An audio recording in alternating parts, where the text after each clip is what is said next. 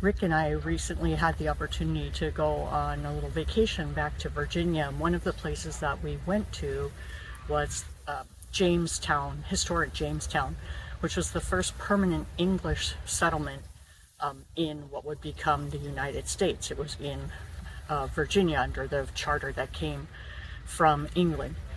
And one of the things that was really interesting to me as we went on an archaeological tour of Jamestown was how the archaeologists talked about their treatment of human remains. And over my shoulder, probably you won't be able to see it very well in the video, but is a church and a graveyard. And the archaeologists are even currently doing some investigating of graves that they have found and of human remains that they have found.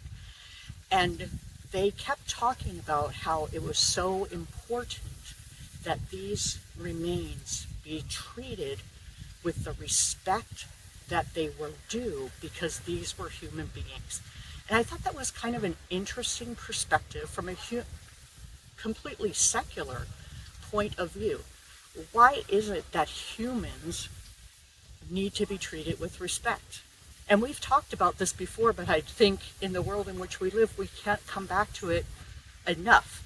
Genesis chapter 1 gives us the answer. God said, "Let us make man in our image, according to our likeness.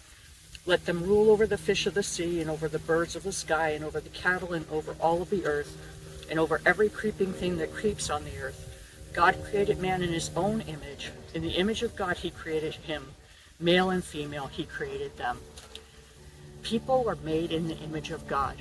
So we're not as concerned with how we treat animal bones that are found, fish bones that are found. But when it's a human, there is that inherent dignity, that inherent value. And that is just because of the image of God stamped on each individual.